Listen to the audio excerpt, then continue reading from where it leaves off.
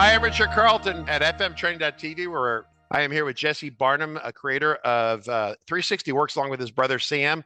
I don't think Sam's here today, but Jesse is kind of the CEO of the company. He's like me, only he's a lot more mellow and frankly, a nicer guy. Let's take a look at the broadcast schedule. So we have Jesse Barnum talking about syncing. Okay, now for those of you, I'm going to be very precise about the definition of syncing. We'll get that momentarily, but this is offline devices somehow, generally. Now there's exceptions to that. We'll talk about that, but generally the idea is offline. So this isn't syncing with QuickBooks or some other shenanigans. I only use the word syncing when discussing offline users, computers, things like that. So we'll get to that. Today is a very exciting day. In fact, I'll tee it up for you, Jesse, right?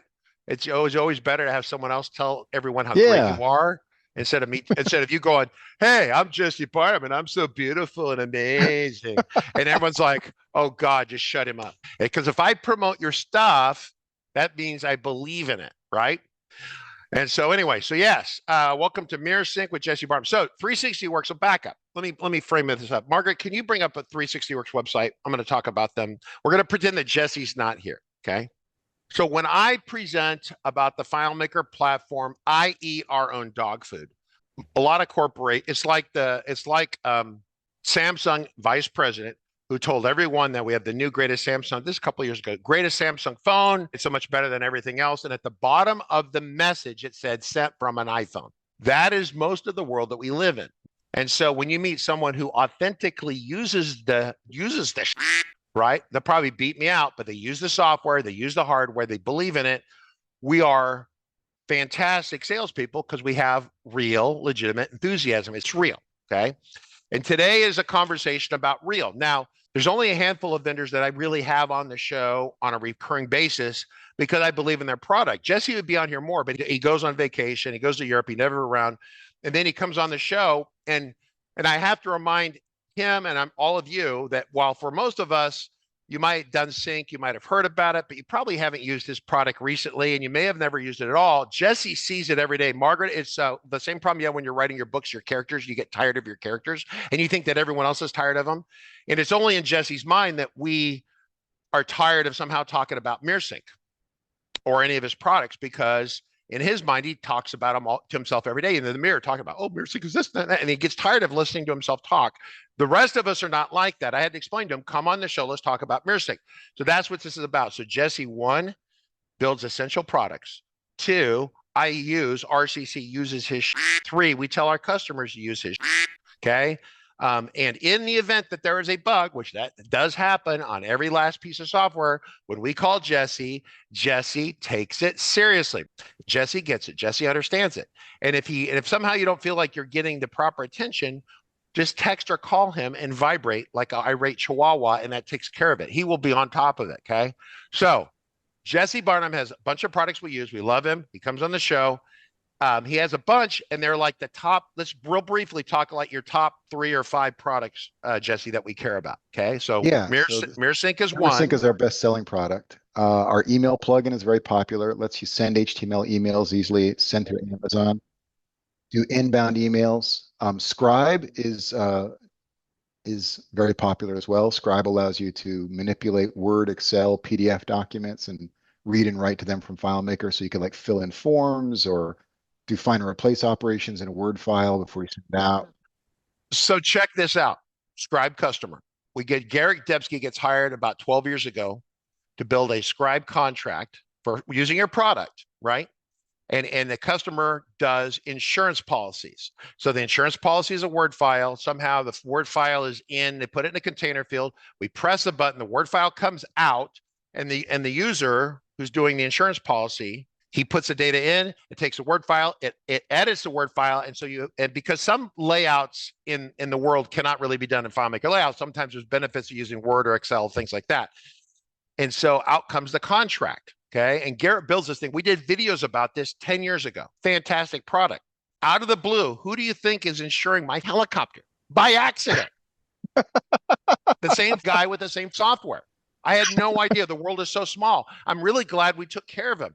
I just talked to a Scribe customer that we're doing some customizations for, and he is in a legal group, and they're using Scribe to draft legislation that's voted on by Congress. Okay, I'm not your dad, everyone, but let's pretend I'm your dad. Be nice to people. Take good care of them. Don't be an ass. Because if you're an ass to someone in 10 years, they might be writing the insurance policy for your car or your house. And if they're already mad at you, right? Not good. Yeah. We're way off on Scribe. So never mind. Set that aside. But sure, I wanted to share the small world story, right? Yeah. And the guy had never connected the fact that we had built the software and he was insuring the helicopter. And he's like, "You're that guy." I'm like, "Yeah." So anyway, so yeah. So 360 deploy. What is deploy? 360 deploy is a tool for automating development to production.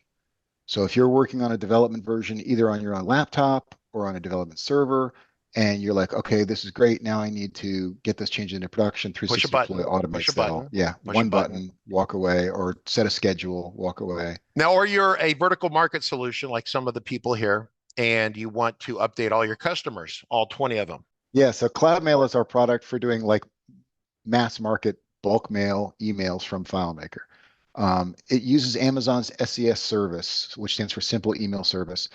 Amazon is designed to send vast quantities. Like you couldn't send emails fast enough through an SMTP server to send out like a 20,000 email bulk blast. Okay, technically that's not true, but somewhere around 30 to 40,000, Richard Carlton has found a limit that we can't really go above that, right? Because that's our... And it depends on your ISP, and it can take a very long time. So basically, like when we send an email broadcast to our mailing list about a new version of a product or whatever, we use Cloud Mail, and it just goes instantly because it just basically pushes it up to Amazon, and then Amazon shovels it out to the world. So that's what Cloud Mail is designed to do, is kind of offload all that sending. So instead of But you take one mail message and you basically carpet bomb it to everyone, correct? Yes. And then track the responses. Which so is if fine. People are clicking on the links, you get reports about that when they open it, or it's bounced, or it's undeliverable, that complaint, all that comes back into a management interface so you can manage all that stuff. Now, we would use the email plugin because it does two things better and different. It allows you to customize the mails precisely to the individual, and also to read emails that come back that are replied back in, right? So yes, Cloud Mail does have some customization, but it doesn't read inbound emails. Yeah, so I've tried to use Cloud Mail for our email campaigns, and mostly you get notifications. It doesn't fit good for that, but the other product does. That's the whole point. The reason Jesse has more than one email product, because there's more than one use for it, right? That's right, and they're very different in terms of how they work. Oh yeah, absolutely. All right, so let's talk about today's topic, which is mirror sync. So what is mirror sync? Okay, this is Margaret. This is my perfunctory question. Would you like to ask Jesse the question? You can practice being the MC. Margaret, what is the question we always ask the person who comes on the show? Well, we first ask who they are, which we've just answered, and the other one we ask is why should we give a shit? Why are you here, and why should we give a shit? Well, yeah. I'm here because Richard calls me every now and then when he feels like it and says, "You haven't been on the show forever." And I'm like, "Yeah, but I'm working on something new." And Richard's like, "No, show me what you got right now today." So here I am showing you what I got I don't today. care about what version you have in a year. I mean, I am working on some some cool new stuff that as soon as that's ready, I'm calling you and saying. Oh, then you'll want to come on. Then, I'm going to be unavailable then. Then I'm going to be excited. All right. Then you'll be enthusiastic. Okay. Not that I'm not enthusiastic now. I love showing new stuff. I get it, but the rest of us, this is new for the rest of us mostly, right? I haven't done a mirror sync implementation in 3 or 4 years. It's been a while. Yeah. Right. So show us what it is and why should we give it? Why? Yeah. Go. So mirror sync is, so if you've tried to use a connected mobile FileMaker Go application that talks to FileMaker server. Margaret, you're doing that. Sometimes it's really good, sometimes it's mediocre, and sometimes it's really bad.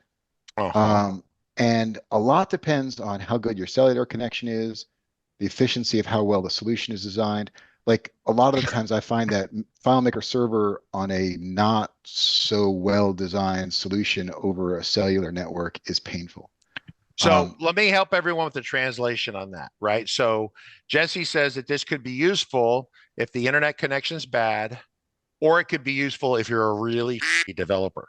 That's what he said. He didn't mean it. He didn't say those words, but that's what he meant. Margaret, so if you code with a lot of unstored calculations and summary fields on top of your layouts and you have progress bars everywhere, Jesse can help you.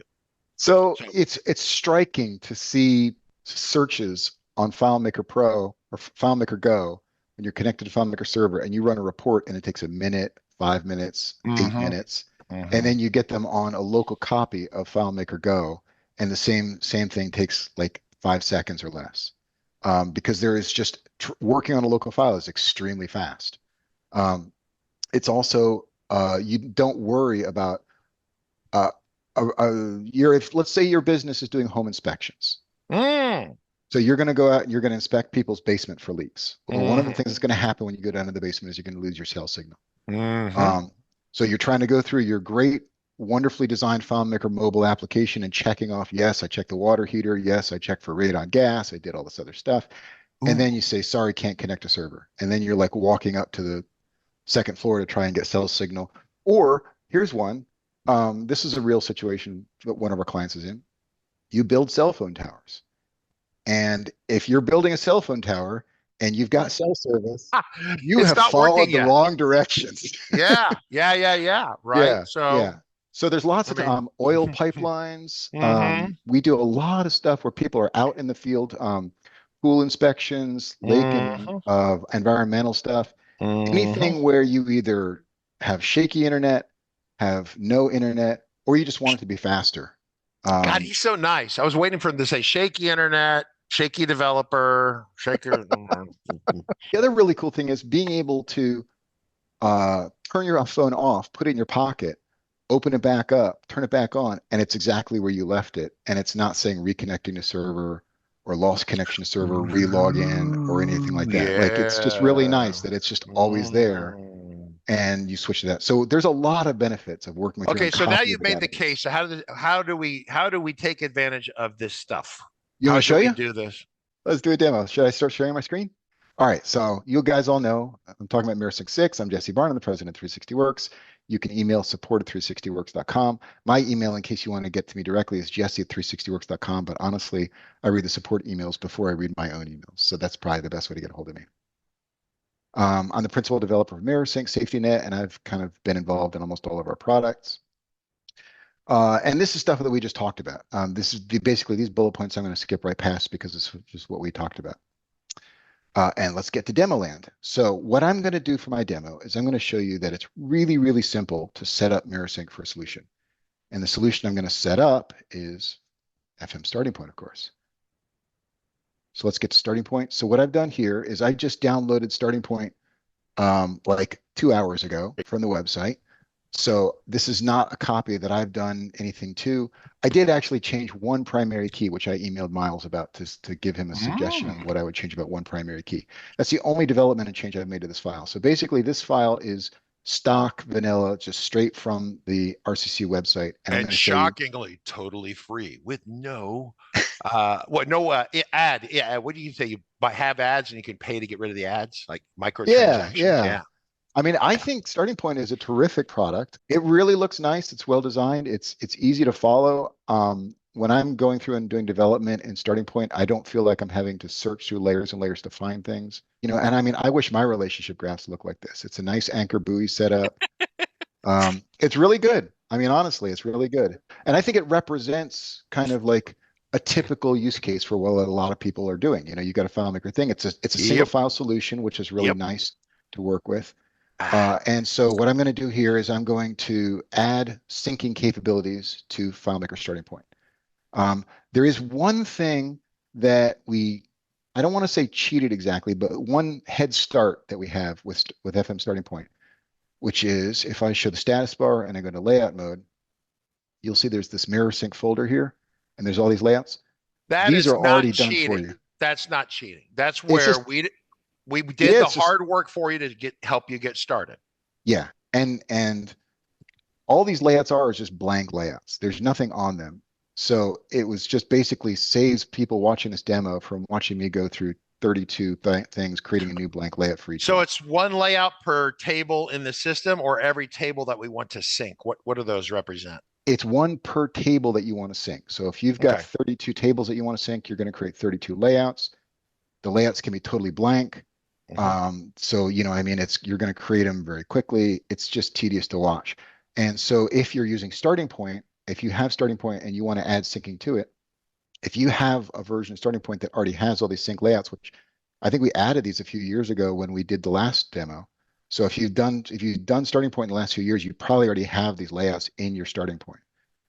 So if you do, it's going to be super quick and easy for you. If you don't, it's not that big of a deal to add them. It's just going to take you 20 or 30 minutes to just create 20 or 30 blank layouts. That's all. I'm going to say one thing real quick. So all the intermediate developers out there who have not done this, Margaret, I'm looking at you. Pay attention to what he's doing. This is not hard. It's amazing. It's not hard. Pay attention because you might end up having to do this. All of the rest of you out there, if they're senior people, they've probably done this. The intermediate and junior people, watch this. Jesse makes this easy. It's not just like mirror a magical, like a rabbit out of the hat, and then you get it yourself. It's like, holy, this is hard.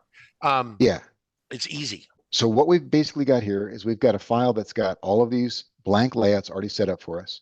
And if we look at the tables themselves, just pick a random thing like documents, or we can pick context because that's the one I know better. They're all going to have 3 critical fields, and MirrorSync needs you to have these 3 fields. They all have a primary key, which is this ID contact. So I'm assuming that most of the people on this call already have a primary key in your database.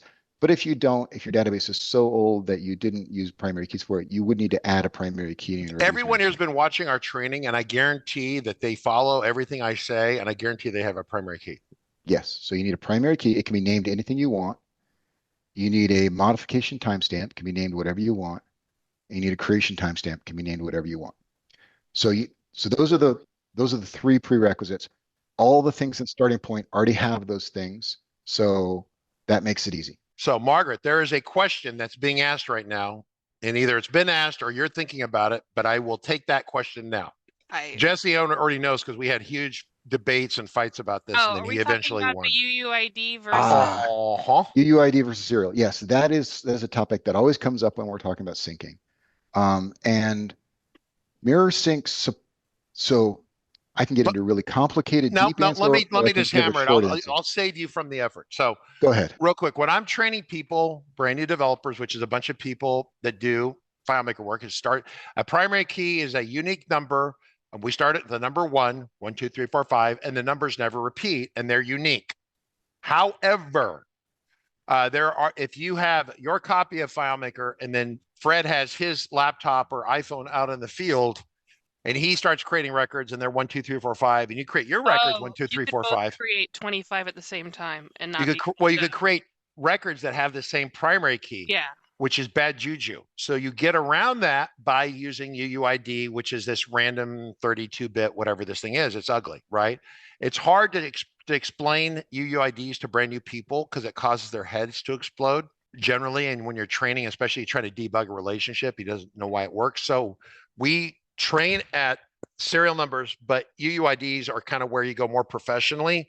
Starting Point Lite uses serial number like 1, 2, 3, 4, 5 for training, but Starting Point Standard and Enhanced use the UUID because Jesse made me do it. It's his fault.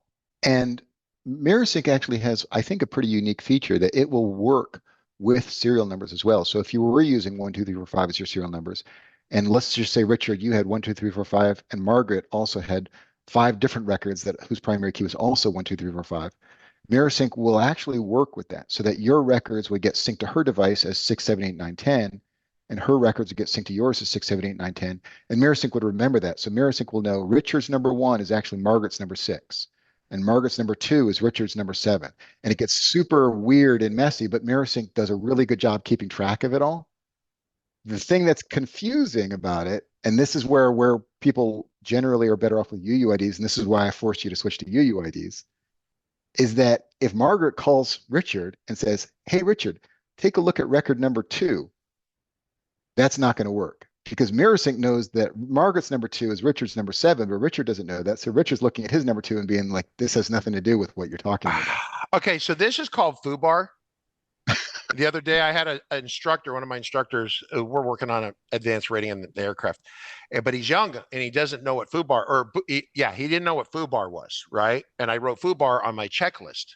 I know that. And so we're in the ready room. And we're in the ready room with all these 20-year-olds who didn't know what that was. And I said, well, that's up beyond all recognition. The whole room breaks out in laughter and they start laughing at the old guy. So if you try to use regular serial numbers with a mirror sync application, you're going to have foobar because of this problem where you're going to call, the customer calls and says they have invoice 100, and you look up one invoice 100 and it's not the same document, right? That's the short version of this. Is what you're likely to have that problem, and so there are definitely ways to make it work. So I don't want people who are on this call who have serial numbers in their system say I can't use. Well, we can fix it. It can be fixed. I'm just saying by default, if you have serial numbers, okay. If you have serial numbers and you know you have serial numbers, call and get a consultant to help. Call Jesse, and he'll help you. Call me and I'll lay out several different scenarios of how to make it work with serial numbers. It's not absolutely necessary to switch to UUIDs. There are a variety of other strategies, but if you have UUIDs, everything else is just easy. Then it's like auto simple, yes. stupid. Yeah, it's great. Yes. It is really cool that it can handle all that, though. That's kind of nuts. You know where that's really useful is when we're syncing, and we don't get into this with FileMaker, but Mirror Sync syncs with non-FileMaker databases as well, such as Salesforce. He hasn't got this yet. Jesse, you want to talk about all the, I don't want to say edge cases. You want to talk about kind of all the other? Broadly categorized, there's client to server, which is what we're going to focus on today, which is basically you've got FileMaker Pro or Go, and you want to sync with FileMaker Server. Yep. I call that client to server syncs. Yep. And then you've got server to server syncs, which is where you have multiple FileMaker servers or multiple non-FileMaker servers or some mix. Margaret, were you here when we did replication? Yeah, Margaret was here. I remember joking around with her about Yeah, we did 5 days of server replication. We had 5 FileMaker servers around the globe, including Mumbai, India, with a hideously high latency, 332 milliseconds. I'll never forget. Yeah. Horribly unusable from here. But Jesse's product that's golden wonderful, his stuff would sync. So you would do a data entry and a record here, and it would propagate its way to all 5 servers around the planet. Around the world, we have London, California, it's 5 Virginia, days of that, and it's the same. Dubai. And that is Did we have huge. Australia? I think we had Australia. Yes, we did. We had Australia. So that's server to server syncing.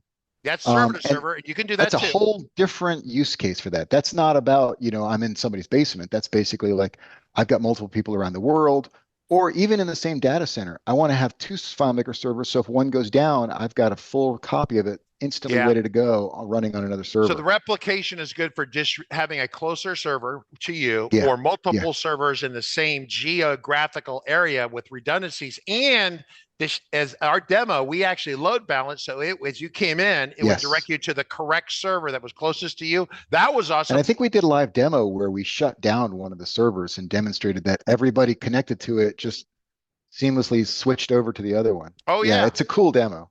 This is why you're back on the show, because you are awesome. People think I make this up. Let's get back to bread and butter. I get back to the demo, but I understand, but this is how you have a 20-minute demo that turns into an hour, especially if I'm involved and I like your product. Well, thank you.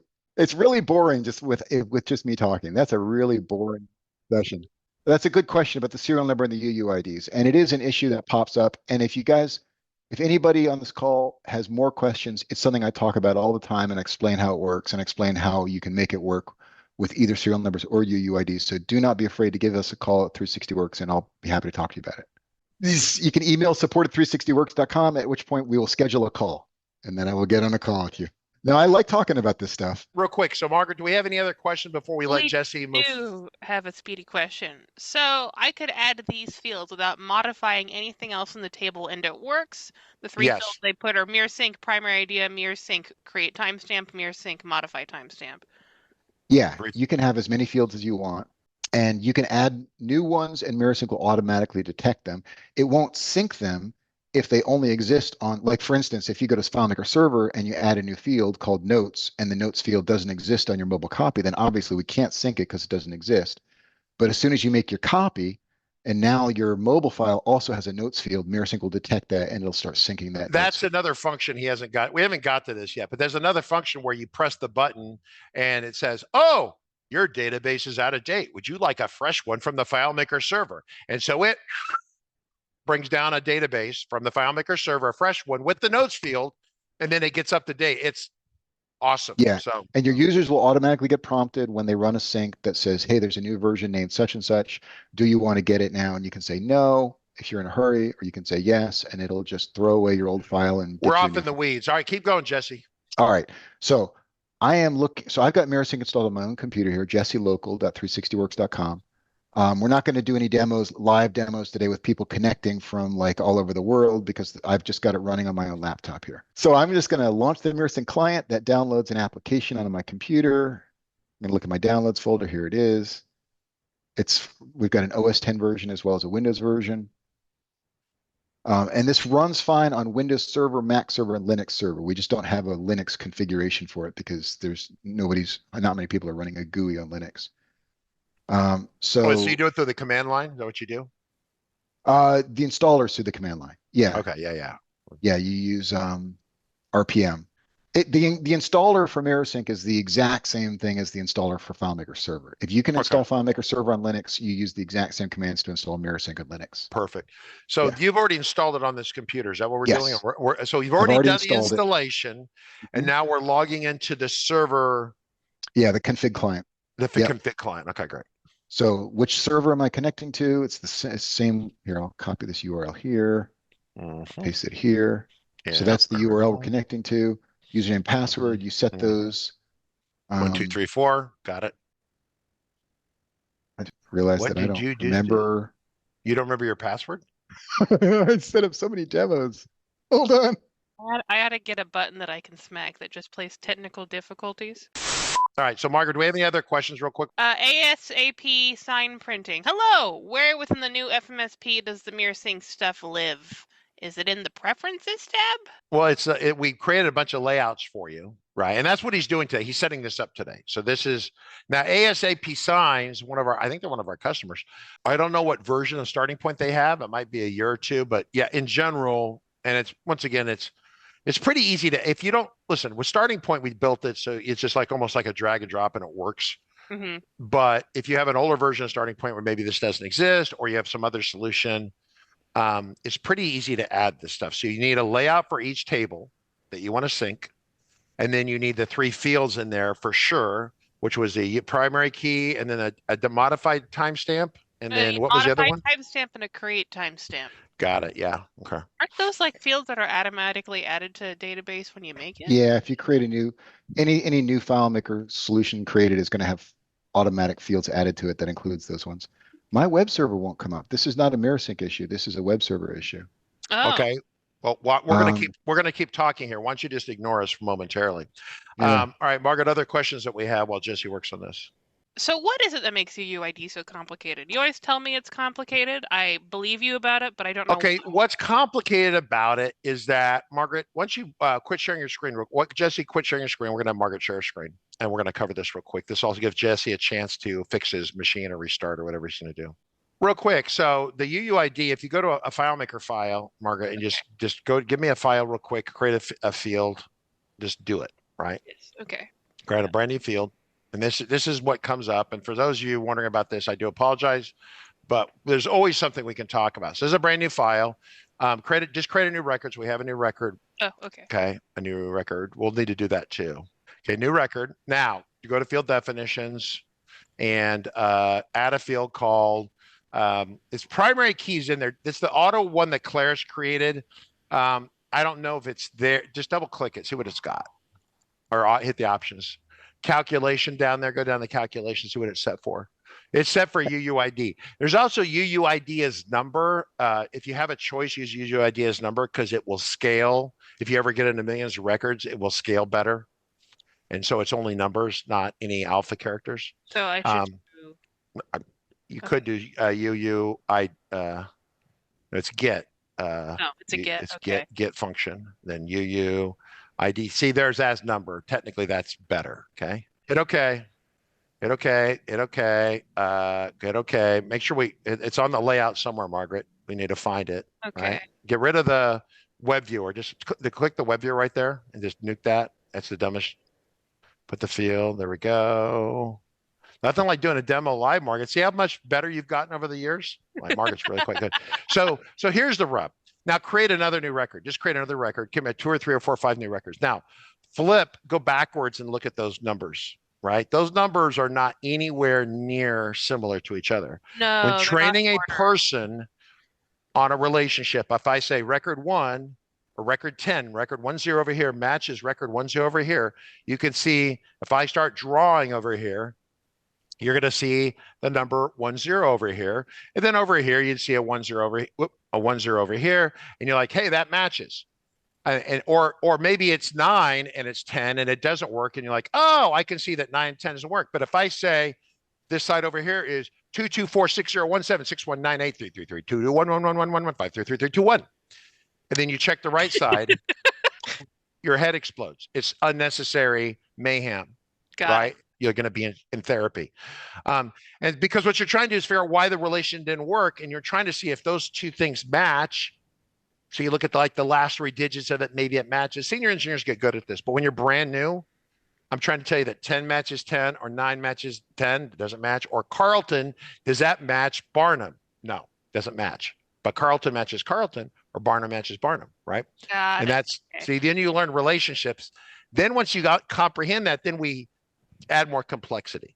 Then that's you why. can begin using this. All right, so let's pivot back to Jesse. There it goes. All right, we're back. All so right. Stop. Tell us what we're looking at. How did we get here? What are we looking at? Yeah, so this is the MirrorSync config client. This is the config client that, so we've logged onto the FileMaker server. I should have not skipped past the previous screen. I'll jump back to where we just were so you can see how I got here from here. So this is what you guys just saw. Mm-hmm. And I had to change my URL a little bit to get this working. I'm connected to a different port. So you download the config client, and now we click login, and then we get to here. And these are all these are all testing configurations that I've set up. So I'm going to create a new one for FileMaker starting point. But yeah, so go ahead. We're talking to a service running on the FileMaker server. So this is a service or something running parallel to the FileMaker server on the FileMaker server, correct? Yes, I should have a slide. I'm going to make myself a note. I should have a slide that shows kind of like what talks to what. But basically, MirrorSync is a web application that gets installed on the same box as your FileMaker server.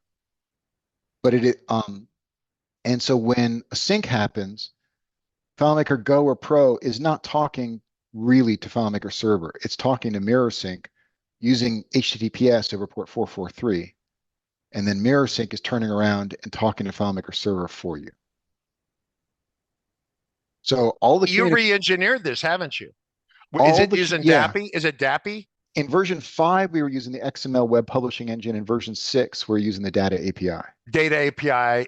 Yeah, that's DAPI. So yes. So you made the conversion to that. Yeah. So this is using the new tech stuff. I mean, we don't see that, but we talk about that. In fact, Margaret, well, that's kind of like an OData conversation, that kind of stuff, Margaret, this kind of advanced webby that you have coming up in a couple weeks. Yeah. All right, cool. Keep going. Now, from a firewall standpoint, that's nice because you don't need to worry about whether you have access on port 5003 to FileMaker server, which is what you would need if you were connecting directly as a guest to FileMaker server. All you need is SSL, HTTPS, which you're going to have HTTPS no matter where you go. And it's going to work fine through proxy servers, and it's going to work fine through firewalls, and it's going to work fine through network address translation. None of those things are going to block you from getting out like they would if you were using 5003 as a guest to FileMaker server directly. So I'm going to create a new config here. And I'm going to say, these are the different scenarios we talked about. We're doing a FileMaker client to FileMaker server sync. This one, which I'm not going to demonstrate, which is really cool. And I'd love to come back on in December or January and talk more about this. But this is FileMaker client to a non-FileMaker server. Okay. We've never done that. Let that sink in for a moment. We've never done it. I'd love to demo that. But yeah, you can actually use MirrorSync to sync from FileMaker Pro to a non-FileMaker server backend like Oracle, SQL Server. Is the speed on that going to be faster than trying to do an ESS kind of thing? Yes, it is very fast. It is really, really cool. Okay. So that's what I'm going to show you next time I get on. Okay. And then this is what we've talked about in previous things about doing like replication or clustering with FileMaker server, FileMaker server. Yes. Okay. So I'm going to come back to this guy. I'm going to call it FMSP is the name of my configuration. Oh, back up. So this is a new config on this. So the service can handle multiple configs. Yep. We're setting up a new config on the MirrorSync service. It's running where, Margaret? Where's the MirrorSync service running on where? You said it was on the FileMaker server, which I tracked. Yes. You could track to multiple FileMaker servers, and now I'm confused. No, you're right, Margaret. It runs on your FileMaker server. Okay, So mirror sync at a base installation for say like Big Valley, right? With one customer, you're going to yes, install it on their server. yes. And then once it's installed on the server, then we're going to log into the server, what Jesse has done. We're going to tell it to set up a new configuration You can on that only access server. the databases inside that server. That was a dumb thing to get hung up on, but I processed. No, you're just doing more than one thing at a time, but I'm making sure you're listening because you may have to do this, right? I mean, I'm just saying. Listen, if I have a senior engineer that works at RCC doing mirror sync, I consider that a minimum skill set that they should have. And if they haven't done it, then they need to have tried it or practiced it, because I consider that a resume thing for a senior developer. This is not hard. And it's been around forever. It has been around for a while. We're always improving it. The MirrorSync is our most updated product. The very first, Margaret, the first version of this thing. Remember the very first name of this thing? I wish I had that graphic. It's called Hamster Ball. It was called Hamster Ball. It has this little graphic and the hamster's running in the ball. Do you remember why it was called Hamster Ball? Do you remember San Diego DevCon in 2011, where they had the big giant hamster balls? Oh, that's right. They had balls where the developers would crawl in the ball and they would run, and they get drink a beer. That was the best. Drink a beer, then they get the hamster ball, then they roll through the park and then vomit. Right. So, and then I rolled over Kurt Bowman. He was on a live camera interview, and I literally just flattened him with the hamster ball. It was epic. So that was why version 1 of MirrorSync was codenamed Hamster Ball. But you've been rebuilding this to take advantage of the newer technology that Claris exposes in the product, right? Yes. Okay. Margaret, you following now? Yes. Pay attention. I may ask questions. There'll be a test at the end of this. You have to be 360 certified. I'll help you, Margaret. So, so now we're telling MirrorSync tell me about your FileMaker server and your database. So I'm going to say, okay, MirrorSync and FileMaker server are same. I'm actually going to pick different here because my SSL certificate is under this name, jesselocal.360works.com. Generally, Margaret, on a basic install, you're going to do the same. They're going to be the same. Yeah. It should really be the same unless you have the server and Pro running on the same machine, right? No, you could have, you can run MirrorSync on a separate box from FileMaker server. I've been saying all along that you install it on FileMaker server. That's what 90% of our customers do.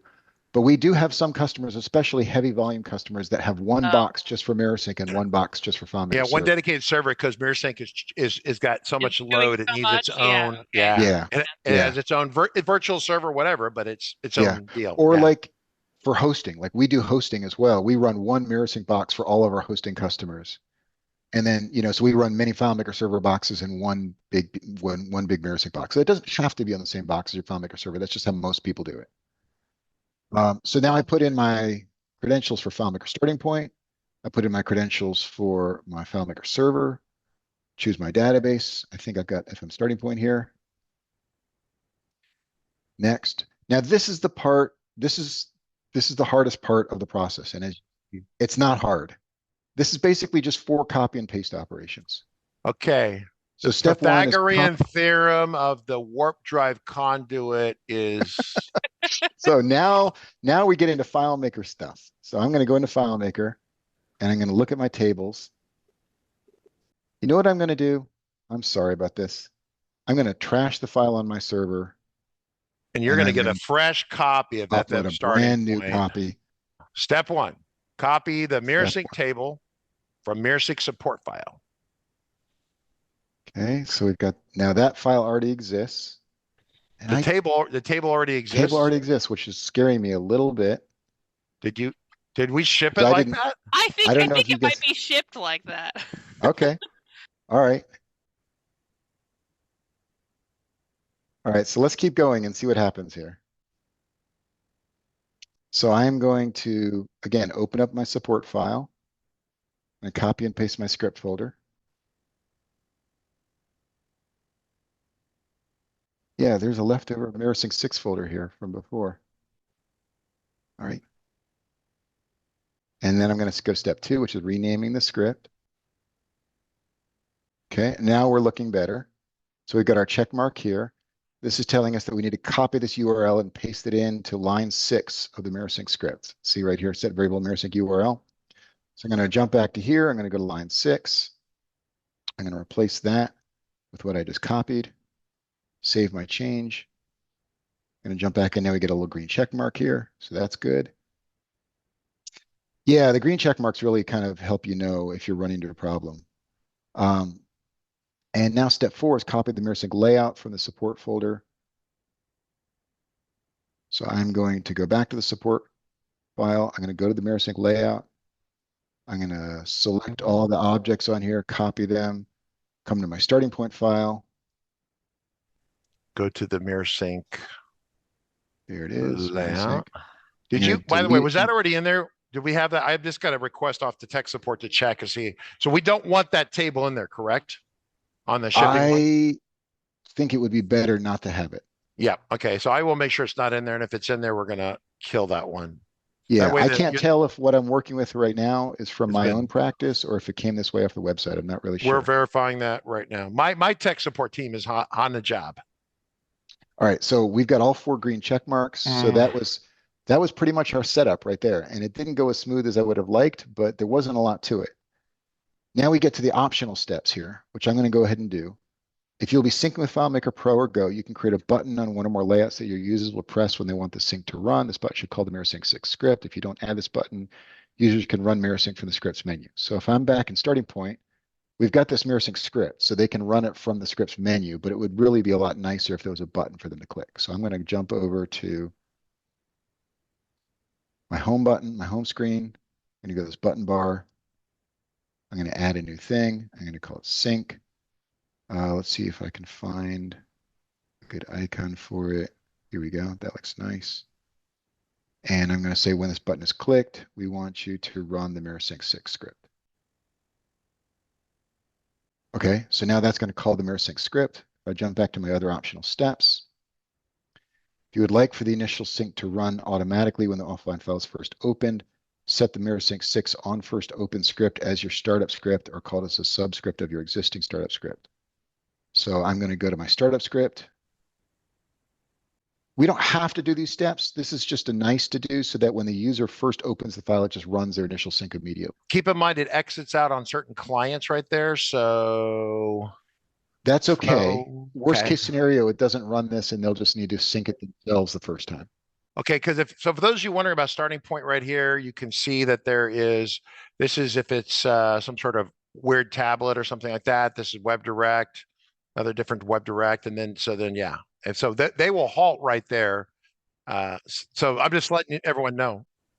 Should I move this higher in the script? Should I put it up above these? No, just I think it'll go. Is there a pro part in here? Okay, there's go. I'm just going to put it above all of these halts right here. Yeah, put it right there. Put it right there. Yeah. Okay. Because what it does is it forks off depending upon the layout and whatever. Okay. So yeah. So now regardless of which one it is, it's going to run that sync script when they first open the file. Okay. The last optional step, which I'm not going to do, but I'm going to show you where it is that if you want to limit so by default, MirrorSync assumes that all the records on the server go to everybody. But you can easily customize that. You could say, I only want each user to get their active stuff, or I only want them to get things where the status is active, or I only want them to get things where the job assignment date is in the last 14 days. Tweet, timeout on the field. All right. Margaret, did you hear what he just said? You can select exactly what you want to sync back and forth to specific. By default, it will sync everything. Yes. But if you only want, on Fred's phone, if only Fred is going to get his work orders or his work, you can specify that only Fred gets it. So we don't sync all the stuff down that Fred doesn't give a shit about. Does that make sense? Yes. Which keeps the sync nice and clean. And the sync is smaller, performance is faster. There's a lot of reasons to do that. Yes, especially if you have a lot of users, because it grows exponentially. If everybody gets everything and you have 100 users, then when user 1 creates a new record, it goes to 99 other people. And that, multiply that by 100 people and there can be a lot of activity. MirrorSync will do it, but yeah, the more you can focus it, the faster the syncs are going to run. So I just want to show everybody on here where you would do that. You would go to this MirrorSync 6 script. You would come down to this section where it says customization instructions right here. And then the spot where you would find it, where you would change it is this find changes section, filter which records will be synced. And here's what it actually is. It's just a regular old FileMaker find operation. You would say, if the layout is whatever, then enter find mode, set something to whatever, and then constrain the found set. It is important that you do the constrain found set and don't do a perform find or extend found set, because MirrorSync will already cut down the found set of records to ones that have been recently modified. You want to limit that further. Margaret, that's another good one. That's a good learning lesson right there. Right? I don't understand.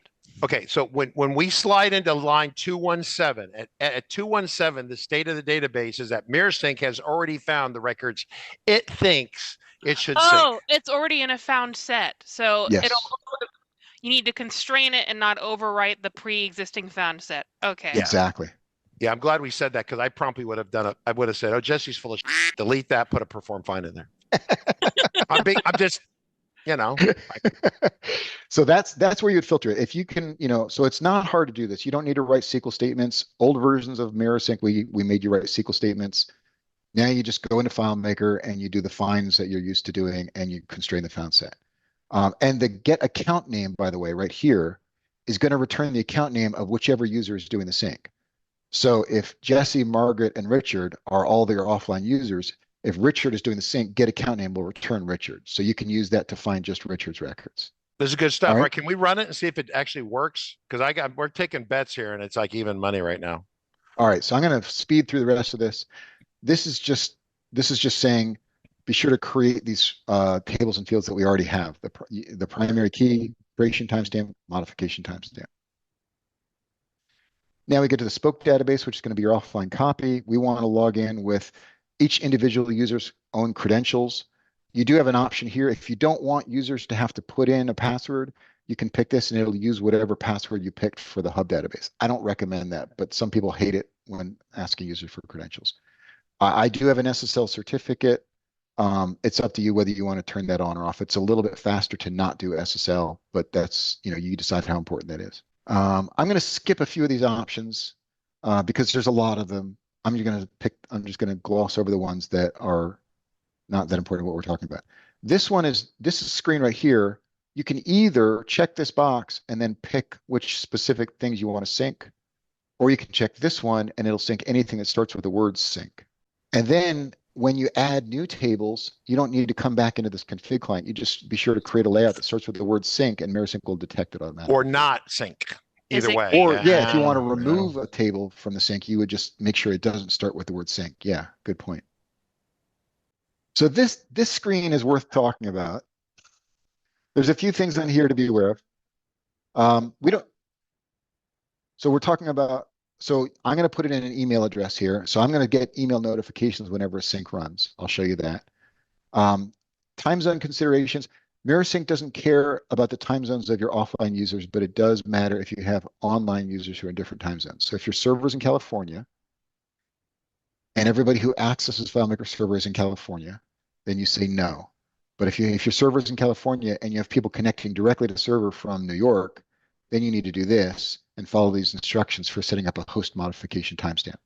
Okay, well, just to be very clear, almost every customer, probably ASP signs too, almost every customer is going to have at least one dude or person or someone who will not be in their time zone. Almost guaranteed. Important point here. Those users don't count if they're using MirrorSync.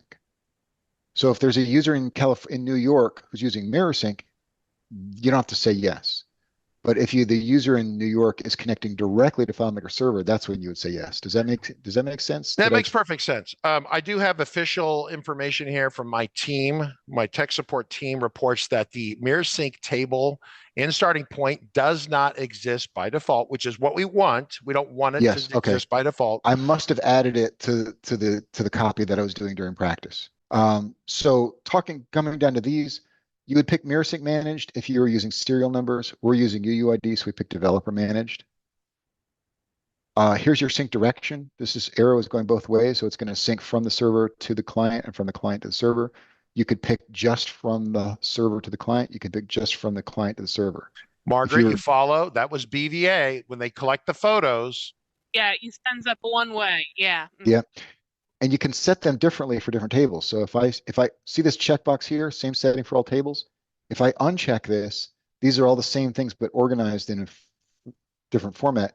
And I might say for notes, maybe, I only want that to go from the server to the client. So you can set all these things individually on each table. I'm going to change this back to same setting for all tables. I am going to demonstrate conflict resolution, so it's worth talking about this for just a moment. We've got 4 ways of dealing with conflicts. One of them I don't count because it's dumb. Stop. What is a conflict? A conflict is when 2 users modify the same field in the same record. So if we open up a contact database and we both change somebody's email address and then we both try to sync, now I've got a conflict. So I'm not going to spend too much time talking about it because I'm going to demonstrate how that works. But I do want to point out that you have different ways of dealing with that. The user picks, which is the most interesting way that I'm going to demo, allows the user full control over how to resolve those conflicts. You can also pick most recent wins, which is a little bit lazy, but it's easy, which is basically if I modify the record at 12:55 and you modify the record at 12:57, when we both sync, regardless of which one of us syncs first, your change will take precedence because you were the one who changed it later. Margaret, Margaret's frowning. I can see the frowning from here, right? It's like, yeah. It's important to realize that it's not last sync wins. It's last modification wins. Oh. So you could do the data, post it up there, it's up there, and then suddenly the data change is gone. Then the customer calls us and says, the dog ate my homework, right? The customer, it's those deals where we put the data in and now it's gone. And that happens legitimately where FileMaker eats the homework. I've seen that happen once ever, and there was a bug in FileMaker 16 that would cause that problem. And that got fixed, so it's not a thing anymore. But if the dog eats your homework, this could be it. Or you have a delete function in a script somewhere. Remember, we don't like delete functions. We like to just get rid of the ID or hide it or abstract it so it's still in the system. But yeah, this is the road to hell right here, right? So so I'm going to leave this on user picks because that makes for a more interesting demo. Yes. But I want to point out that there is an option to just say whoever changed it last takes precedence. I like the lazy is good, so that's fine. Lazy is good. This is not an interesting screen. This is just MirrorSync detected all of your primary keys, your modification timestamps, creation timestamps, and it's basically saying, did I get it right? So we just look through here and yeah, these are all right. We're almost done. Now MirrorSync automatically detects all your foreign keys and it says, did I get it right? And I think you got it right, but just to help, if we go to the next screen, we show a little graph, similar thing to what you would see in FileMaker, and you can rearrange this and just make sure that MirrorSync got all your foreign keys correctly. So this is just a way to confirm that this stuff works. Where is this screen coming from? You guys wrote your own relational diagram screen? We did write. I didn't. Sam wrote this code, so Sam takes credit for this. But yes, Sam Sam wrote native desktop application code to do everything that the relationship, not everything that it does, but to draw a relationship graph exactly like what you're used to seeing in FileMaker so that you can have a very comfortable, familiar. But this is not FileMaker. That's nuts. That's cool. See, everyone. I didn't write it, so I'm like, oh, it's probably easy. Oh yeah. Well, you probably had this for a while, but I'm just now fully appreciating what you did.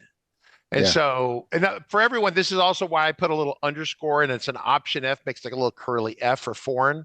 And if you're really anal and you want to keep it, then underscore a kind of a P for primary, so you can see those. We don't in starting point, we don't use the P, but we definitely do the F. So yeah, all right, that's huge. So this is a really good way for you to just visually make sure that MirrorSync picked up your relationships correctly. It should. It's reading from the relationship graph. The one time that we see this not work is when people have multi-file solutions, because often when they have multi-file solutions, they'll carefully define all the relationships in one file, but then basically just not even care about it in the second file. And so if MirrorSync is pointing at the second file, it's going to read the relationship and it's be like, oh, you got no relationships here. And that's when you would have to manually pick them from those pull-down menus and come to the screen and make sure that they're correct. And if we had a multi-file solution, which thankfully we don't, you would say select additional databases and you would pick from all the databases that you have hosted, which ones go with your solution. So to be clear, we set this up once and then we kind of. Yeah. This is a one-time setup. You might have to go in here if you wanted to change any of the things that we talked about. Like for instance, you wanted to make a table sync only from the hub to the spoke. You would go in here and you would make Yeah, that you have to change. change it, right? But you would yeah, edit an existing config, or is that a new config? that would just be editing an existing configuration. Okay. If you all right. add fields, if you add tables, you don't need to come back and do anything in here. Okay. So this is worth reading here. We finished our configuration. This is now giving us instructions on how to actually get our file to do our download. So you're changed it and saved, to distribute offline copies to your users, use the download database button. You can also manually download copies using the FileMaker server admin button. So I'm going to click this download database that it's referring to. And I'm going to use this download button. I'm sorry, it's going to use the create link button. And the create link is going to create a URL that I can then send to my users to say, hey, click this link to get your file. So I'm going to click OK. It's on my clipboard. I'm going to jump over to my text editor and paste it in. I'm going to show you guys what that looks like. This is what the URLs look like that you're going to send to your users. And it's long, and this is an example of a UUID that we were talking about. But you just send this to them, and then they're going to take this. They're going to go to Safari. I'm doing it on my laptop, but you could do it. It would be the same exact process on an iPad or an iPhone. And you click that link, and then it's mirror sync is what's, there's a whole lot of stuff that just happened behind the scenes. It looked like it was really fast and easy, but it's not at all. Mirror sync just created a temporary server-side script to create a backup using the admin API, ran that script, deleted that script, zipped the file using gzip, streamed it to our browser with about 30% compression, because that's about what we typically get with gzip. And then it downloads that, and the browser will automatically decompress it. So it looked like nothing just happened there, but that was actually one of the more difficult parts of this whole process. And that happened in like a couple seconds. That's yeah, it's very satisfying to watch it run. Yeah, that's kind of janky though, right? I'm like, we created a script and we deleted the script, and then it, yeah, because there is no built-in command in FileMaker to say just make a copy of this file. Like you have to say create this temporary backup script and then run it so we can get a copy of the file. And so this is now our offline copy. So this is just a copy of what we just did on the server. I'm going to open this file up, use the local version. I'm going to log in with the normal credentials. And notice how it immediately starts running a sync. Before I click here, the reason it started running the sync, remember I went to that startup script and I made the startup script call that mirror sync 6 on first open. So this is what your users are going to see when they first open it. This is the best time to sync it before they start doing anything to the file. And it's just going to pop up saying, what do you want to name this device? It'll come up with a default name. I'm going to click OK. And it's going to run my initial sync. It will prompt me for a password. It only prompts you for a password the very first time. Whoa, which password is this? It's the password for the FileMaker database. It's not the password for the mirror sync admin. It's not the password for your FileMaker server admin. All right, back up, stop. If I give this link to someone, one of my staff, I'm not necessarily going to give them the admin password to the database. So this is only asking for admin because I logged in as admin. Okay. If Miles had to open this database and he logged in as Miles, it would say enter the Miles account password for the FileMaker. Okay, got it. All right. Yes. So this is just going to basically, we can't know what the user types in to log into the FileMaker database. So we just need to ask them a second time. Oh, please log in again. Got it. Please log in again. But only the first sync.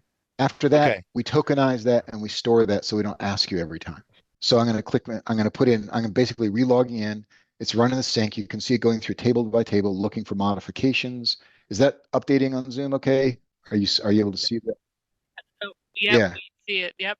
So it's going through all the stuff. This is the initial sync. There shouldn't be a lot of changes at this point because I haven't done anything to the file. And the initial sync is always the slowest part. So this took 81 seconds. And actually, most of the 81 seconds was me pausing to explain why I'm re-logging in. But you can see that it added one record to the audit log table. I'm assuming that starting point must create a record in the audit log database. Yes, whenever you log in, it writes it in there and lets us know that someone is logged in. It actually tells us what version of FileMaker. So when someone logs in with FileMaker 19, then I can yell at them appropriately. So actually, knowing that, now I didn't know what the audit log did, so I'm glad you just explained that to me. This means that when I open this file for the first time and I run my sync, that audit log is now going to be synced up to the server. So even though this is an offline copy, it's interesting. You would want you'd maybe want the audit logs to sync, but maybe not. I don't. That's a good question in terms of Yeah. like, do you And if it want turns that? out you didn't want the audit logs to sync, all you would need to do is just delete that sync layout. Yeah. And And then that would MirrorSync will kill it. automatically detect that's been removed. But you and also will go to the stop syncing. configuration and turn it off there, right? On the configuration, edit the configuration, and do it there. Well, remember on the configuration, we checked the box that says sync all layouts to start with this name. Oh, yeah. So we would need to either rename it so it didn't start with that, or delete that remove sync, it. or delete that Okay, layout. got it. Either Got it. one. Yep. So that was, so our initial sync is done. Yeah. I'm going to run another sync, which shouldn't do anything. No Okay. changes. Took less than a second. Mhm. So this is pretty normal. Sync's taking less than a second if there's no changes. And there's about 30 tables that we're syncing, but that's all it takes for it to go through all 30 and see that there have been no recent modifications. So now I'm going to go in. Yeah, this is good. Oh, we need to do the double kung fu nasty conflict thing. Yes. Let me get some data in here so we can start conflicting it. So I'm going to 360Works. Margaret, do we have questions while he's doing Website. data entry? Someone was asking if this works for all versions of FileMaker Server, Windows, Linux, and Mac. Yes, 18 it or later. absolutely does. 18 or Well- later on Windows, Mac, and Linux. Jesse's being nice. I would make sure that you're on at least FileMaker 20. You are tokenizing on first login. What happens if that device is shared and other people log in later on once it is set up? It is okay to share a device between multiple people. That's fine. From MirrorSync standpoint, it is okay to share a device among multiple people. And we have one of the clients that I'm going to mention in a case study does exactly that. What is not okay, though, is to share a file that's already been synced across multiple devices. So I've synced this file. I don't want to now that I've synced this file, I don't want to hand it to another person and say, here's my file that's been synced. Let's both use it. MirrorSync embeds an ID number the first time you sync a file, and it will get very, very confused if there's 3 different people all syncing with that same internal MirrorSync ID number. Okay, so once you do the initial sync, it downloads the copy, it does the initial sync, it brands it. For those of you, this is an old cattle term, but it brands the cow, right? Right, brands the file, right? So it's got a unique thingy in it, a brand on its butt, and you don't want to share that because then it will see 3 identical cows and get confused. Yes. Got it. Yes. I'm in Texas. I'm in Texas. We do cows. You are in Texas. That's right. I keep forgetting. We do cows here. I keep forgetting. So I've created a new company. I've created a new account. And now I'm going to run my sync. I'm going to come back to the home screen where I added my sync button. I'm going to click my sync button. It finds those new things and it added them. It added one to the accounts table, one to the contacts table. That took 1.6 seconds. And so that's basically. This is a really mature product, but this is good tech. And this MirrorSync thing, I think I will simply tell everyone here that the products, once again, that I endorse and use, the developers are super important, but there's a couple products and platforms that have saved the FileMaker platform from disaster and destruction. And Jesse has done that a number of times. Historically, he had the Super Container product, which brought digital document management to FileMaker long before anyone at Claris thought that was a thing. Yep. That was FileMaker 8.5. I present on DevCon and they gave me the entire floor. It's like this kind of conversation, but the demo went smoother because Jesse, the night before, was in my hotel room fixing and making sure it was great.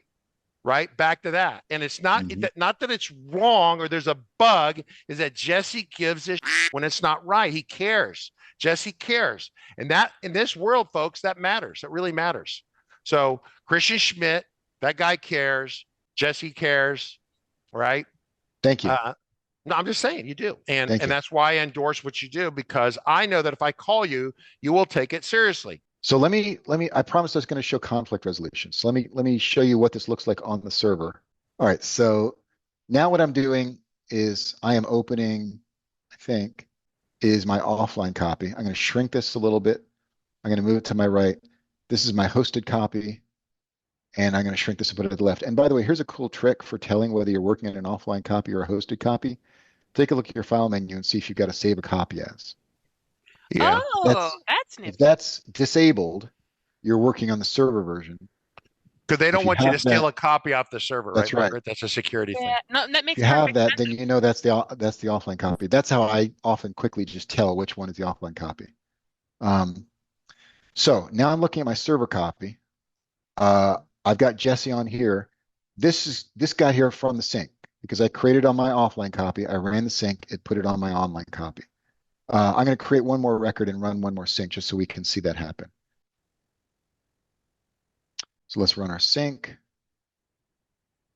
Notice that Richard is not in my hosted copy right now.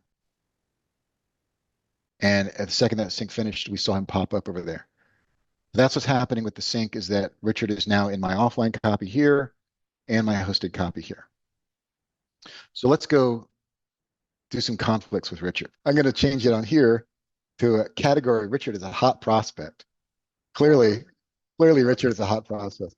So what I've done here is I've changed the same record, but I have changed two different fields in the record. And here I changed the category and here I changed the website. This is not a conflict. MirrorSync, well, MirrorSync can merge this kind of conflict.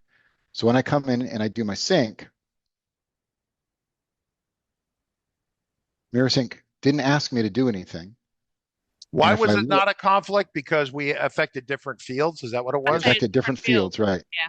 Because we changed the category in one and the website in the other. MirrorSync merged those two together and combined them and didn't have to ask us what to do because it saw that I made one change to one field. How did you do that again? I remember me being impressed by this before, but I'm wondering. That also is more complicated than it looks because it's a three-way merge. It's horribly complicated. That's field level deconfliction within one record. That's yeah. You can't do that with just two copies of the data. You need three copies of the data. You need to know here's the data as it was when they were both the same, and then here's the copy that Richard made after he changed it, and here's the copy that. So you have a hidden stealthy copy on the FileMaker server that's invisible to all of us. Something? It's not actually in FileMaker. It's in our internal sync data. We use a database called HSQL to store all of the internal data that MirrorSync keeps track of, and it keeps track of all the fields and all the records that we've ever synced at every version in time, and that's how it can do a three-way merge between these and figure out what version of MirrorSync is this again? 6.70. 6.70. So I was around for MirrorSync 1.0. This wasn't in 1.0, everyone. This is awesome. This is what happens after a great company keeps working on the version of the software over and over and over again. And we're not quite at 1 million lines of code yet, but we're getting close. It's a lot of code. So now I'm going to do a real conflict. So what I just demonstrated was merging. Now I'm going to change the same thing. So I'm going to go to title here, and he's the president, but he's also the manager. And then let's make a couple more conflicts. Let's make richard@gmail.com. I don't know if that's probably not a real thing. And then over here, I'm going to say Sam. I don't know why I'm putting Sam's email for you. And then I'm going to do one thing that is not a conflict. Let's give you a fax number. Notice that I'm only changing the fax number on one copy, not on two. So I changed the email address on both. I changed the title on both. I changed the fax only on my local copy. Now let's see what happens. How does MirrorSync untangle this when I run the sync? So the first thing is it didn't pop up saying sync was successful. We did this stuff here. It says these were modified on both. If I'm in a hurry, I can just cancel it and I can deal with this later. But I'm going to resolve it right now. Okay. And resolve the sync. So this is like marriage counseling. So it popped up here. This is the same thing that you would see on an iPad or an iPhone. And it's going to show me which fields changed on which. And in this case, there was no conflict on these ones. There was a conflict here, and we're going to say, no, Richard is the president. So we pick the one we like. Pick the one we like. Yeah, there we go. Come up I like that interface. It's pretty simple, Margaret. Pick the one you like, right? You get that? Pick the one you like, and you could, if there were 10 conflicts, there's a next button. So you go through all 10 and resolve them. So I've resolved them, but I haven't actually, they're still not matching up yet. So now I'm going to run my sync again from the home menu. Now it's going to remember the changes that I made. It's not going to prompt me anymore, and it's just going to apply whatever selections I made. So now when I look at this, president. Yeah. I know exactly what happened. This one I can explain. I did this like 4 times in my practice. When I change the record on the server, I always forget to click on this little gray box to commit the record. So I keep clicking through these fields, and I wrote myself a note in my demo notes. I said, demo notes. Don't forget to commit records on the server. You need to click carefully in a background area. So that's why that conflict did not resolve. It's because I had not actually clicked to commit that record on the server. So the record was still like in suspension, so nothing could actually be fixed. Got it. I think with a big part of So this he is the president. for everyone is that you build a database, you need to think about how your users are going to use it, right? And you want to try to minimize the spots where they can conflict. And I know if a bunch of people are editing contact record and they edit the same record, that could happen. And I find that conflicts in real life cases are actually pretty rare. We don't have that many cases where people run into a lot of conflicts. Like everybody is concerned about it. Everybody wants to know how MirrorSync handles it. We don't actually have that many cases where people have conflicts during a sync. So now I'm going to sync it now that I've committed my changes on the server. And now let's see if they match now that I've committed my record correctly. So if I look at Richard here, and then I look at Richard here, email address matches, fax, website, title matches, category matches. So everything is working now. I didn't have that record committed on the server. So that's how MirrorSync does conflict resolution. If we had picked that option of most recent wins, it wouldn't have asked me. It would have just said, which was it modified more recently on the server, or was it modified more recently on the offline copy? And that would have been the winner. There was one more option there that I kind of glossed over because I wanted to come back and talk about it, which is there is another choice of administrator resolves.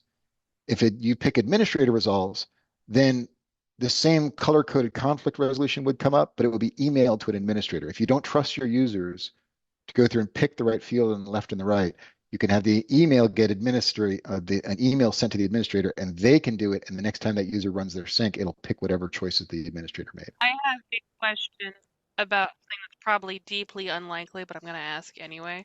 What happens if you have 2 people doing the same conflict resolution simultaneously? You can't, because the person who's on the server doesn't use MirrorSync. Oh. And so there is no conflict resolution on the server side. There's only conflict resolution on the offline copy side. Got it. Okay, that makes sense. And then technically, if 2 people were offline, Margaret, and they both hit sync, there is definitively a first person in and a second person. No one can do like the microsecond identical. Yeah, okay. Yeah, it doesn't work that way. It's right. One person's sync will work, and one person will say there was a conflict. So that's my demo. I've got a couple case studies to talk about, and I know I'm running a little bit long here, so I'm trying to go quick. So this is a cool one. This is our largest MirrorSync customer. This is IMS, and they actually tune into a lot of your webinars. They, a lot of times I talk to them, they're like, "Oh yeah, I saw Richard Carl about that." This is Eric and Jason Haynes at IMS. They tune into your thing, and they're a big MirrorSync customer, and they have 2,500 devices with MirrorSync running. So in the Ohio area, odds are really high that if a paramedic or an EMT or a firefighter comes to help you, they're going to get on a tablet after that thing in the back of the ambulance or the fire truck and enter all the information about that stuff. They're doing it all offline. When they get to the hospital or they get to anywhere that they have Wi-Fi, they're going to click the sync button. Their syncs typically take less than 6 seconds.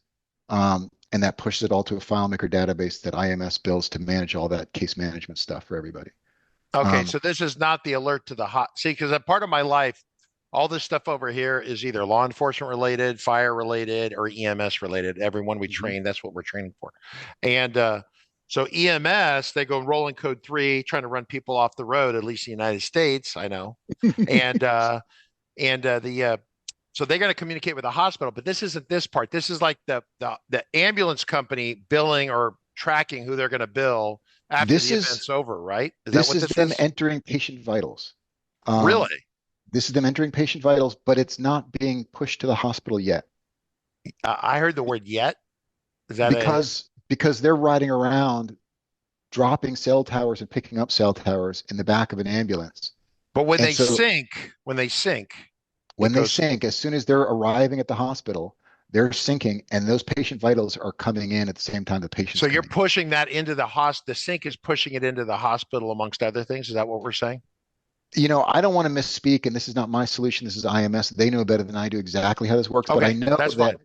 what'll happen is they sync when they get to the hospital. That goes into IMS's system. I don't know if IMS's system is resident inside the hospital or if it's hosted outside of it.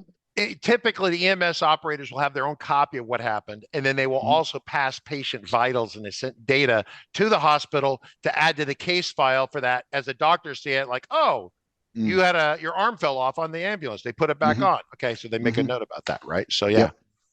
So All that's right, a really cool use case, and it runs yes, really fast, yes. and they use the heck out of it. They have thousands of first responders that are all running FileMaker Go on devices that are using MirrorSync.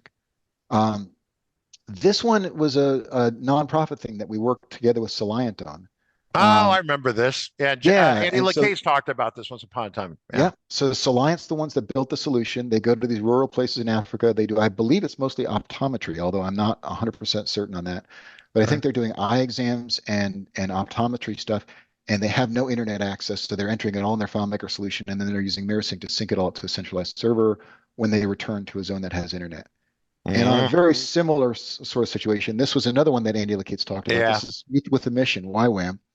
They go to Papua New Guinea, and I think they go to New Zealand and some Australia places, and they go to remote places, and they do a lot of also optometry, but also a lot of dental stuff, and they go in with MirrorSync and a solution that was built by I think it was Marty Thomason at Gearbox Solutions did most of the development for this. Okay, yeah. And so I think I don't remember if it's son or daughter, but I think they're one of the people that does this stuff on the boat. Okay. And so yeah, they go to these remote villages that have no anything, and they bring a server with them on the boat. They do all their data entry, while they're doing these things. And this is a really, really cool nonprofit thing that, Marty did far, far, far more for this than we did with MirrorSync, but it feels really cool that MirrorSync is being used for this. And they're doing an interesting thing that they're doing both client to server syncs where they sync their devices to FileMaker server. They're also doing a server to server sync where they sync between a shipboard FileMaker server and another server that I believe baby. Replication. Yeah. Runs in mainland Australia. Yeah. So those are some really cool things that people are doing with MirrorSync. Is MirrorSync free? How do we get MirrorSync? MirrorSync is free for one device. So if you want to use it, defeats the purpose though, right? So no, because that one device doesn't count the server. Okay. So if you've got FileMaker server and you've got one mobile salesperson who needs to go out and have a copy of your leads database when they're walking in offices, you don't have to pay for anything. You just get MirrorSync, you set it up for that one person, and there's nothing to buy. I have one salesperson that would love this. Yes. Yeah. But he's not allowed to deconflict. So yes. Nicest guy in the company, but he's not allowed to decide what should be DC. It's like, they're building history. Get rid of that. We don't need that. But yeah, so if you're using this with maybe just the president of the company, maybe one salesperson, maybe one mobile user, that's totally free. There's no expiration. There's no feature limits. It's great for from a demo standpoint. It's the perfect thing for a developer to be able to do all of their stuff without having to buy anything. So you can download MirrorSync, set it up on your server, and do a sync on your development computer totally for free, and it has all the features, and it's not going to expire and everything like that. You can also remove your own device once you're done with development so that you don't use up that slot, and then you can hand it off to whoever actually needs to use it for their real work. If you want additional devices, prices range from $8 to $95, depending on how many devices you're buying. So if I need like a 10-pack, is that $95, right? I think that a 10-pack is probably like $80, I want to say. Oh, okay. $80 a device. The 10-pack, 80 times 10, so what? That's $800. Is that yearly? Or is that a subscription, or what is this? Let me modify my slide right now to answer your question. Okay, but you're going to want updates, so then you have to pay for maintenance or something, right? Yes? There is a 25% annual maintenance thing, which you can choose to do or not. If you do it, then every year you pay 25%, and every year you get all the new versions for that year. If you don't do it, then you don't pay 25%, and you get to keep whatever version you had. It doesn't expire. And then in 3 years, when you're set, I think you have to buy all new. Yeah. Well, Listen, everyone, you see how great this is? But yes, that's a good price on this. It supports 18. Please upgrade to newer versions of FileMaker. Yes. This is awesome. This is Yeah. very, very awesome. And then that's it. That's it. I've got one more slide showing you where to go. You go to mirrorsync.com and you click this free download button right We here. saw that, That'll yep. get you that one device. And then here's my name, here's my company, and there's the best email address to get in touch with me. Yeah, get a hold of Jesse, and he has a bunch of Oompa Loompas that work for him, and they will help straighten this out and get that going. You know, I personally deal with the majority of the MirrorSync tickets. You know, it's why MirrorSync continues to improve all the time, because when somebody finds something wrong with it, I'm very motivated to fix it. Yeah, I liked answering tech support. It helps you stay grounded in reality. You do the same thing. Once again, my compliments to the Chief Executive Officer at MirrorSync, Jesse Barnum. Likewise. MirrorSync at 360Works.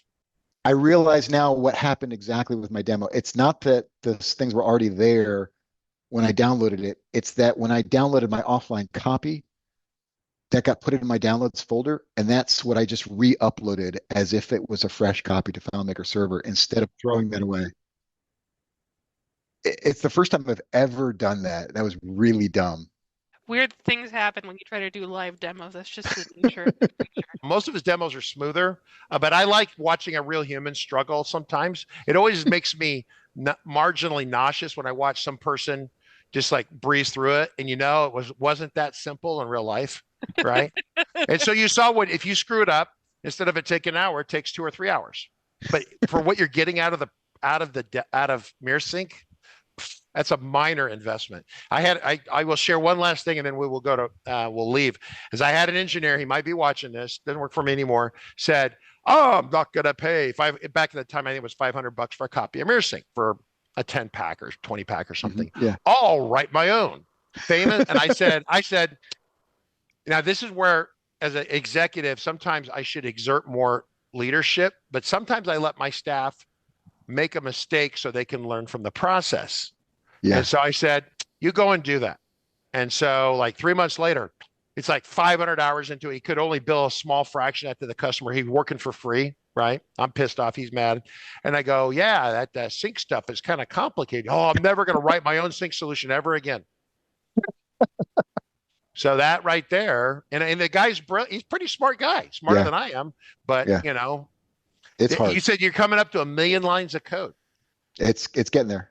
It's not something you're going to throw together over a weekend. Basically, Jesse has already suffered for you. Just take advantage of He has pre-suffered. You're purchasing pre-suffered. That I'm going to remember that word. He is pre-suffered through this, and all you have to do is pay him, and you will skip the suffering. That's great. All right, everyone, have a good one. We'll see you next week. Everybody. Bye, guys.